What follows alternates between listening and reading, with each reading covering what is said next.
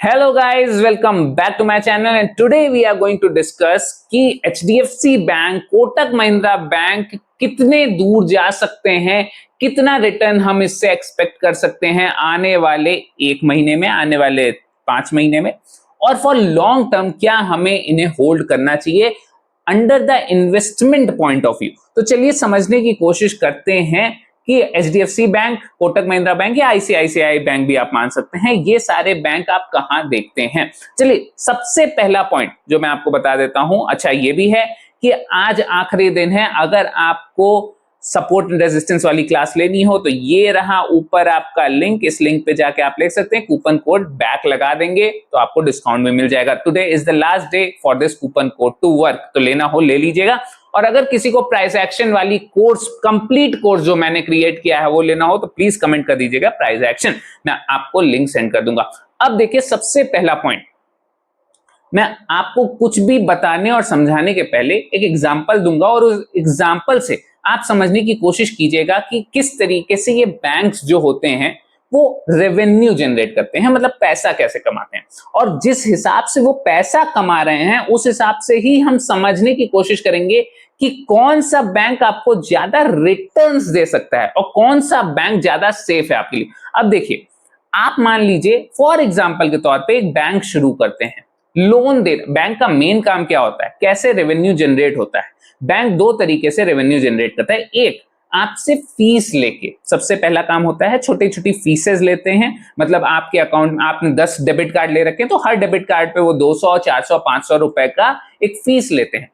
आपने credit card लिया किसी बैंक से तो वो एक मेंटेनेंस फीस ले लेते हैं, कार्ड को देने की प्रोसेसिंग फीस ले लेते हैं, कोई आपने सबमिट किया, कोई काम किया तो उससे 100 रुपए की फीस ले लेते हैं, पैसे निकाले आपने एटीएम से तो 10-50 रुपए ले लेते हैं। तो एक तो फीस के बेसिस पे रेवेन्यू जनरेट होता है। अब लाख लोग हैं तो लाख लोग अगर 100-100 रुपए भी देंगे तो उनको पैसा मिलता है। और दूसरा जो मेजर तरीका है रेवेन्यू जनरेट करने का वो होता है आप जो भी लोन लेते हैं बैंक से उसमें जो इंटरेस्ट पे करते हैं। आपने 1 करोड़ रुपए का अगर लोन लिया है, होम लोन 1 करोड़ रुपए का लिया है, तो आप 30 साल तक उसे होल्ड कर रहे हैं। अब 30 साल में आप बैंक को 1.65% के लगभग 1.65 एक्स्ट्रा करोड़ रुपए दे रहे हैं, मतलब टोटल जो आपका पेमेंट आएगा वो 2.5 करोड़ के लगभग आएगा। 30 साल में आप सिर्फ 1 करोड़ नहीं पे कर रहे हैं, आप टोटल 2.5 करोड़ पे कर रहे हैं। तो ये 1 करोड़ 65 लाख और जो दे रहे हैं वो बैंक की इनकम है। और ऐसे ही आप जैसे लाखों लोग बैंक से लोन लेते हैं और इंटरेस्ट के नाम पे जो आप दे रहे हैं उससे बैंक पैसा कमाता है। अब जो बैंक जितना ज्यादा पैसा कमाएगा, क्या बैंक उतना ही ज्यादा स्टॉक मार्केट में उसे रिफ्लेक्ट करेगा? नहीं। अब आपको समझना है कब कोई कंपनी मल्टी बैगर बनती है या बहुत तेजी से रिटर्न जनरेट करती है और बहुत तेजी से उसके स्टॉक के प्राइसेस बढ़ते भी हैं सही तरीके से। अगर कुछ रिग्ड सिस्टम है वो बात अलग है, सही तरीके से क्या होता है। अब मान लीजिए कि आपने एक बैंक खोला, मान लेते हैं कि आपने एक बैंक खोला, उसमें आपने 1000 लोगों को 1-1 करोड़, मान लेते हैं 1-1 लाख रुपए का लोन दे दिया। फॉर एग्जांपल 1000 लोगों को 1-1 लाख रुपए का लोन दे दिया। आपने इस बैंक को national stock exchange of India पे लिस्ट करा दिया। आपके बैंक के स्टॉक की प्राइस बन जाती है 30 रुपए, 50 रुपए, मान लेते हैं 50 रुपए बन गई। फॉर एग्जांपल 50 रुपए बन गई। अब आपने 1 साल के अंदर जो रेवेन्यू जनरेट किया इंटरेस्ट से, मान लीजिए वो आ जाता है 100 करोड़, मान लेते हैं 100 करोड़ आया। अब ये 100 करोड़ जब आपने रेवेन्यू जनरेट किया तब आपके स्टॉक के प्राइस की वैल्यू थी 50 रुपए।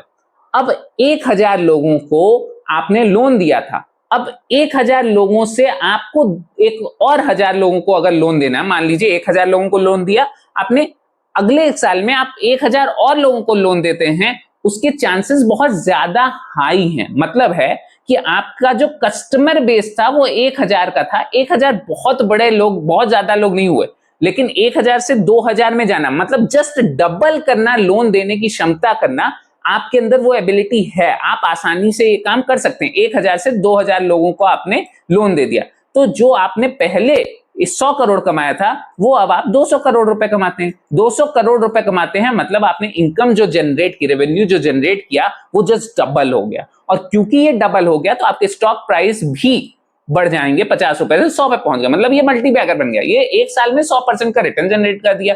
अब मान लीजिए 2000 से आपने 10,000 लोगों को अगले साल लोन दे दिया, तो 50 से 100 रुपए जो गया था वो 300 पे चला जाएगा, 200 पे चला जाएगा, 400 पे चला जाएगा स्टॉक का प्राइस।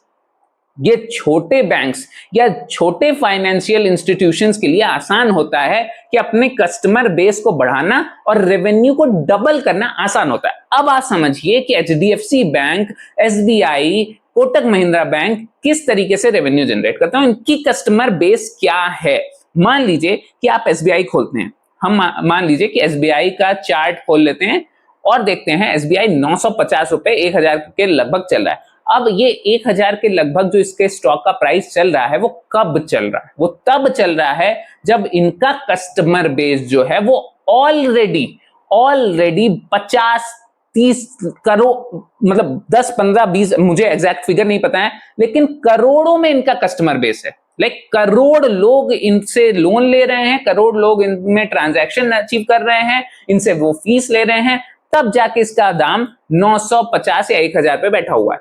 अब ये कंपेयर कीजिए एक छोटे बैंक को, जो बैंक आपने खोला, उसके कस्टमर बेस को 1000 से 2000 में पहुंचाने में आपको मेहनत नहीं लगेगी। लेकिन अगर एसबीआई का कस्टमर बेस ही 10 करोड़ का है, तो आप क्या मानते हैं कि 10 करोड़ से 20 करोड़ का कस्टमर बेस इनका कितने दिन में बन जाएगा? क्या एक साल में ये नए 10 करोड़ कस्टमर ले आएंगे? क्या एक साल के अंदर ये नए 10 करोड़ लोगों को लोन दे देंगे? क्या एक साल के अंदर या कुछ दिनों के अंदर, 2 साल 3 साल के अंदर इनका कस्टमर बेस डबल हो जाएगा, लोन देना डबल हो जाएगा? नहीं हो पाएगा, क्योंकि ये ऑलरेडी बहुत लोगों को लोन दे रहे हैं। जो भी बड़े बैंक्स हैं, आपका एचडीएफसी बैंक हो गया, आईसीआईसीआई बैंक हो गया, स्टेट बैंक ऑफ इंडिया हो गया, कोटक महिंद्रा थोड़ा सा नया है, प्राइवेट है, फिर भी मैं मानता हूं कि बहुत बड़ा बैंक है। तो ये बैंक जो हैं, इनका कस्टमर बेस ऑलरेडी बड़ा है और उस बड़े कस्टमर बेस के अकॉर्डिंग ही इनका स्टॉक प्राइस ऑलरेडी अकाउंटिंग कर चुका है जो इनका कस्टमर बेस है। तो अगर 960 पे ये जो चल रहा है ना, अब इस 960 को 1800 पे जाने के लिए अपने रेवेन्यू को इनको डबल करना होगा। रेवेन्यू कैसे डबल होगा? फीस तो बढ़ाएंगे नहीं। अब मतलब जिससे आपसे अगर 200 रुपए फीस लेते हैं डेबिट कार्ड का, तो ये कहेंगे नहीं कि 200 की जगह अब हम 600 रुपए लेंगे, 800 रुपए लेंगे। इतना डबल करते नहीं है, क्योंकि नॉर्मल चलता है इनका रेट। उसके साथ साथ ये अचानक से जो आपसे इंटरेस्ट ले रहे हैं वो 8%, 7%, 10%, 12% का पर्सनल लोन पे ले रहे हैं, तो आप ये तो करेंगे नहीं कि 24% का इंटरेस्ट लेने लगे, ये भी नहीं करने वाले। तो इनका एक स्टेबल ग्रोथ चल रहा है और न ही इनके कस्टमर बेस बहुत अचानक से बढ़ने वाले। 10 करोड़ थे तो ये भी नहीं है कि अगले साल 20 करोड़ हो जाएंगे, नहीं होने वाला है। तो आपको समझना है, एक छोटे फाइनेंशियल इंस्टीट्यूट को अपने प्रोसेस को, अपने रेवेन्यू को डबल करने में बहुत परेशानी नहीं होती है। हो सकता है 2-3 साल लग जाए, लेकिन बहुत बड़े मेजर फाइनेंशियल इंस्टीट्यूट को ये काम करने में, अपने प्रोसेस को, अपने रेवेन्यू को, अपने कस्टमर बेस को डबल करने में बहुत बहुत बहुत साल लगते हैं, बहुत मेहनत लगती है।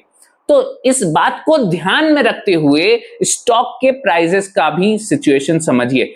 अगर स्टॉक अकाउंट इन आपके सारे कस्टमर्स को, आपके रेवेन्यू को कर चुका है, तो उसका जस्ट डबल हो जाना एक बड़े फाइनेंशियल इंस्टीट्यूशन के लिए बहुत बहुत बहुत मुश्किल होता है। और इसी बात को ध्यान में रखते हुए मैं आपको यह बात बता देता हूं कि अगर आज एसबीआई, अगर आज एचडीएफसी बैंक 450, 1000, 1050 पे कोई ये सारे बड़े बैंक्स चल रहे हैं, तो ये मान के चलिए कि इनका जो रेट होगा बढ़ने का, ये भी याद रखिए कि ये बड़े बैंक्स हैं, ये बैंकरप्ट नहीं होने वाले। ये बैंकरप्ट हो जाएंगे तो हमारा देश बैंकरप्सी की तरफ चला जाएगा, जो होने नहीं वाला है। तो हमारे इतने जो बड़े बैंक्स हैं वो स्टेबल ग्रोथ आपको प्रोवाइड करेंगे। They are not multi beggars.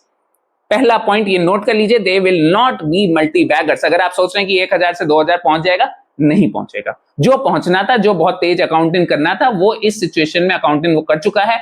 अब ये लोग, अगर आप सोच रहे हैं 1000 से 2000 पहुंच जाएगा, नहीं पहुंचने वाला है। ये आपको सिर्फ और सिर्फ, अगेन मैंने कुछ दिन पहले भी एक वीडियो बनाया था जिसमें हमने ऐसे ही कुछ स्टॉक्स के बारे में बात की थी, टीसीएस के बारे में बात किए थे, इन्फोसिस के बारे में बात किए थे। वही सेम सिचुएशन इसमें भी दिखती है। ये लोग इतने बड़े हैं कि ये आपको एक कंसोलिडेटेड अच्छा रिटर्न देंगे अगर आपकी सेविंग्स है। अगर आप ये सोच रहे हैं कि इससे आपको मल्टी बैगर रिटर्न्स चाहिए, नहीं मिलने वाला है। अगर आपके पास 1 करोड़ है, 2 करोड़ है, 5 करोड़ है, आप ऐसे ही बड़े बैंक्स के स्टॉक्स में लगा देंगे, हर साल आपको normally on the in the range of 5 to 10 years आप पाएंगे कि एक रिटर्न जो मिलेगा वो पर साल का एवरेज रिटर्न आपको 6% के लगभग मिलेगा। 6%, मैं अभी बता दे रहा हूं, 6% के लगभग आपको एवरेज रिटर्न मिलेगा। आप जितना भी रुपए आज लगाएंगे, जितना भी प्राइस पे आज आप खरीदेंगे, मैं मानता हूं कि 16 साल 14-15 साल में आपका जो पैसा है, 12-13 साल मान लीजिए, 12-13 साल में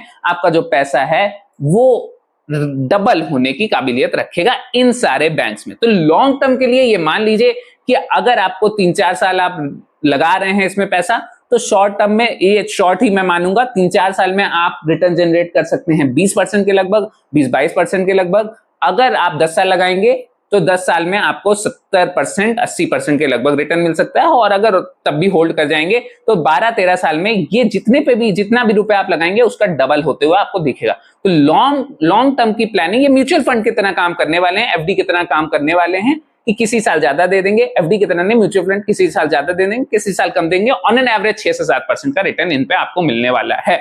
अब मान लेते हैं शॉर्ट टर्म में क्या देखते हैं। शॉर्ट टर्म में हम देखते हैं कि मार्केट थोड़ा नीचे गया था, ऊपर गया है, नीचे गया है, ऊपर गया है। अब इस सिचुएशन में मैं मानता हूं कि आने वाले 3-4 महीने, 5 महीने मार्केट में थोड़ा सा बाइंग हो सकती है इन सारी सिचुएशन में, क्योंकि मार्केट थोड़ा ऊपर गया, कंसोलिडेट कर रहा है, नीचे एक अच्छा मूव आ चुका है, नीचे अच्छा मूव आ चुका है, और ये ऊपर की तरफ एक ट्रेंड लाइन बना है। जो ऊपर की तरफ मूव आ रहा है ना, वो थोड़ा बड़ा आ रहा है, बहुत छोटा छोटा मूव नहीं आ रहा है, और यहाँ कंसोलिडेट भी नहीं कर रहा है। मतलब ये नहीं है कि यहाँ पे रुक जा रहा है, थोड़ा ऊपर जाके अच्छा मूव आने के बाद यहाँ एसबीआई रुका है।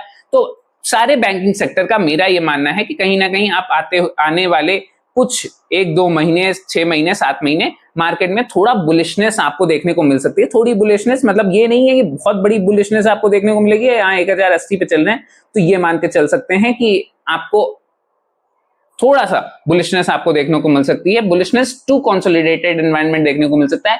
Again I am not expecting कि आपको कोई भी मल्टी बैगर रिटर्न्स या 20%, 30% का रिटर्न मिलने वाला है, जल्दी नहीं मिल सकता है। हाँ, ये कोटक महिंद्रा बैंक देखिए नीचे गया है, वेरी गुड, ये ऊपर गया, नीचे गया, तो आप आने वाले महीनों में इसी एरिया में इस स्टॉक को फंसा हुआ देख सकते हैं, इसी एरिया में कहीं फंसा हुआ रहेगा। और जो ओवरऑल लॉन्ग टर्म के लिए रिटर्न है वो मैंने आपको बता दिया कि हर साल आप ये एक्सपेक्ट कर सकते हैं कि 6% से लेकर 7-7.5% के लगभग का रिटर्न आपको देखने को मिल सकता है। उससे ज्यादा अगर आप एक्सपेक्ट कर रहे हैं कि बहुत ज्यादा रिटर्न मिलने वाला है तो उसे भूल जाइएगा। और क्यों, वो भी मैंने बता दिया कि इनका रेवेन्यू डबल नहीं हो जाएगा, रेवेन्यू डबल नहीं हो जाएगा, कस्टमर बेस डबल नहीं हो जाएगा, they will grow slowly and steadily. और क्योंकि बहुत बड़े जायंट्स हैं तो इनको बैंक्रप्सी की तरफ ढकेला भी नहीं जा सकता है। So they will remain secure and safe investment, but they will not be multi bagger stocks. तो गाइस, अगर आप ये सोच रहे हैं कि मल्टी बैगर स्टॉक्स आपको इन्वेस्ट करना है तो please these stocks are not for multi bagging. मतलब ये मत सोचिएगा कि ये स्टॉक मल्टी बैगर बन जाएंगे, नहीं बनने वाले हैं। They will grow slowly and steadily. तो अब आप डिसाइड कर लीजिए कि आपको कहां इन्वेस्ट करना है। मैं इन्वेस्टमेंट की टिप नहीं दे रहा हूं, मैं टेक्निकल अंडरस्टैंडिंग, फंडामेंटल और मैक्रो इकोनॉमिक्स को ध्यान में रखते हुए आपको सिर्फ बात बता रहा हूं कि इस तरीके से प्राइस बिहेव कर सकता है। मेरे कहे गए हुई बात पत्थर की लकीर नहीं है। हो सकता है मार्केट भाई कोटक महिंद्रा बैंक 100% बढ़े, मुझे नहीं पता, बट मेरी जो अंडरस्टैंडिंग है वो मैंने आपको दे दी। सो गाइस, अगर वीडियो पसंद आई हो तो प्लीज लाइक कर दीजिएगा, शेयर कर दीजिएगा, और जिसको भी जरूरत हो, जिसके पोर्टफोलियो में आपके कोई दोस्त हो जिनके पोर्टफोलियो में पड़ा हुआ है तो उसे शेयर करना हो तो शेयर भी कर दीजिएगा। और सब्सक्राइब नहीं किया तो प्लीज सब्सक्राइब, सो दैट मेरे ऐसे ही वीडियोस आपको मिलते रहें। और जो भी डाउट हो प्लीज कमेंट कर दीजिएगा, मैं उस पर भी वीडियो बना दूंगा। थैंक यू गाइस, मिलते हैं आपसे अगले वीडियो में। Have fun.